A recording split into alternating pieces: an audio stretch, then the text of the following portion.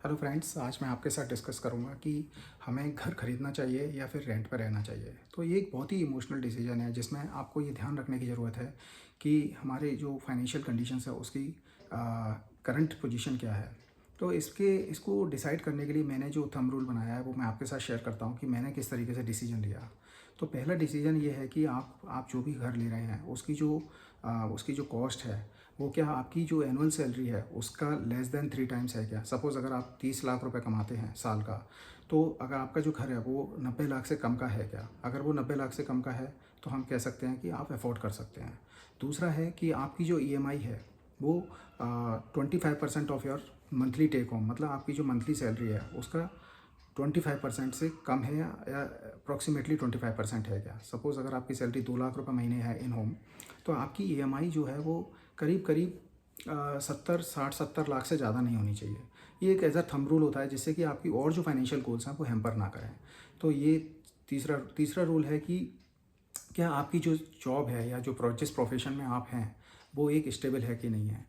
Normally क्या होता है कि जब हम अपना करियर शुरू करते हैं तो हमें अपने करियर पर ध्यान ज़्यादा देना था, जिससे कि मतलब आप एक जॉब से दूसरे जॉब में स्विच करें तो आपको ये टेंशन ना होगी यहाँ पर मेरा घर है तो मैं यहीं पे स्टिक रहूँगा। मान लीजिए अगर आप आज दिल्ली में जॉब करते हैं और अगर आपको बैंगलोर की अच्छी अपॉर्चुनिटी मिलती है तो अगर आप रेंट पे रहते हैं तो आप इजीली मूव कर सकते हैं। तो मैंने भी बैंगलोर में जब शिफ्ट किया था, पहले मैं दिल्ली में रहता था, फिर मैंने बैंगलोर में जब शिफ्ट किया तो मैं रेंट पे रहता था दिल्ली में तो ईजिली शिफ्ट हो गया।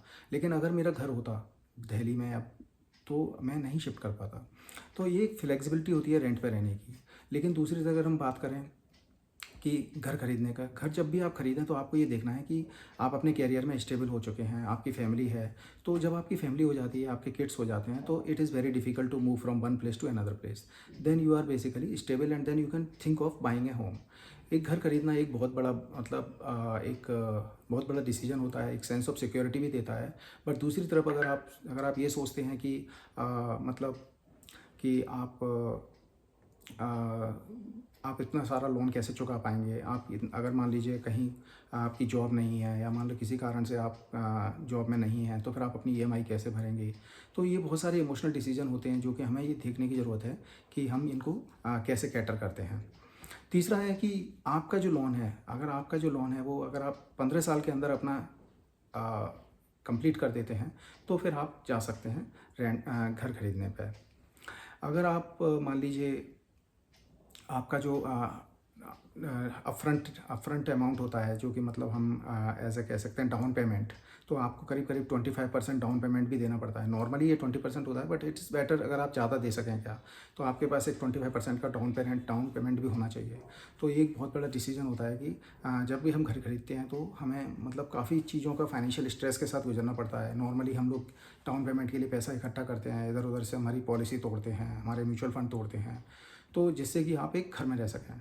दूसरी तरफ अगर आप रेंट पर रहते हैं, रेंट पर रहने का एक बेनिफिट ये होता है कि आपके पास फ्लेक्सिबिलिटी होती है, आप कहीं से कहीं भी मूव कर सकते हैं, आपके पास ज़्यादा पैसा होता है हाथ में, आप कोई भी डिसीजन ले सकते हैं, इजीली रिस्क ले सकते हैं। मान लीजिए आप स्टार्ट करना चाहते हैं अपना बिजनेस, या मान लीजिए आप अपना कोई भी चीज़ स्टार्ट करना चाहते हैं, कोई भी मतलब और भी चीज़ें हैं जिनमें आप पैसा लगाना चाहते हैं तो आप लगा सकते हैं। और आपके जो और भी गोल्स होते हैं जो मैंडेटरी गोल हैं घर के अलावा भी, जैसे कि किड्स एजुकेशन, किड्स मैरिज और रिटायरमेंट प्लानिंग। रिटायरमेंट प्लानिंग बहुत इंपॉर्टेंट क्यों है क्योंकि रिटायरमेंट के लिए कोई भी बैंक लोन नहीं देता। घर के लिए, एजुकेशन के लिए आपको लोन मिल जाएगा, लेकिन रिटायरमेंट के लिए आपको लोन नहीं मिलेगा। तो इसलिए यहाँ पर ये समझने की ज़रूरत है कि जब भी आप डिसीजन लें, एक एक इमोशनल डिसीजन है, बट जब भी आप अपने करियर में सेटल हो जाएं, लेट से आप 35 और 38 के हो गए तो आपकी फैमिली होती है, तो फिर आप सेटल हो चुके होते हैं, तब हम घर का सोच सकते हैं। और दूसरी चीज़ ये, घर घर किराए पे रहने पे या रेंट पे रहने में एक प्रॉब्लम ये भी होती है कि मान लीजिए आपका जो मकान मालिक है, आपका जो लैंडलॉर्ड है, वो आपका किराया सडनली भी बढ़ा सकता है। रिसेंटली मैंने देखा है कि बेंगलोर में जो लैंडलॉर्ड हैं उन्होंने अपने किराए बहुत ज़्यादा बढ़ा दिए थे। तो इसका रीज़न ये था कि सब लोग कोरोना वायरस की वजह से जो अपने अपने घर से लौट रहे थे, और नाउ जो मकान मालिक ने देखा कि डिमांड ज़्यादा है तो उन्होंने अपने किराए बढ़ा दिए, और उन्होंने अल्टीमेटम भी दे दिया सारे जो भी रेंट पर रह रहे थे कि या तो आप खाली कर दीजिए या फिर हमारी डिमांड पूरी करिए। तो इस तरीके से एक एक बहुत बड़ा फाइनेंशियल बर्डन आ जाता है कि एक साथ इतना किराया बढ़ाना बहुत टफ है। तो जब भी आप डिसीजन लें कि रेंट पे रहें या किराए पे रहें, तो आपको अपने आप किस स्टेज पे हैं अपने कैरियर के, ये भी देखने की ज़रूरत है।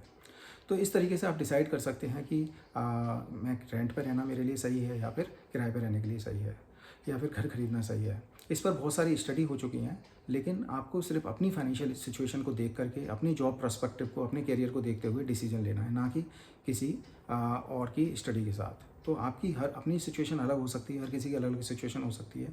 तो आपको सिर्फ तीन बातें याद रखनी चाहिए। आपका जो घर की कॉस्ट है वो आपकी एनुअल सैलरी का लेस दैन 3 टाइम्स होना चाहिए।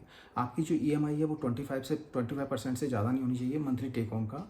और तीसरा है कि आप अपने लोन को 15 साल के अंदर चुका सकते हैं कि नहीं चुका सकते। अगर ये आप तीनों पैरामीटर पे आप मतलब यस बोलते हैं तो आप घर खरीद सकते हैं, अदरवाइज़ आप रेंट पे रह सकते हैं। तो इसके साथ ही मतलब मैं यही कहूँगा कि आपको अपनी फाइनेंशियल सिचुएशन के हिसाब से डिसीजन लेना है कि मेरे को घर खरीदना है या नहीं खरीदना है। अगर आपको ये वीडियो अच्छा लगे तो आप इसको सब्सक्राइब करें मेरे यूट्यूब चैनल को, लाइक शेयर और सब्सक्राइब करने के बाद आप ये वीडियो दूसरों तक पहुँचा सकते हैं। Thank you.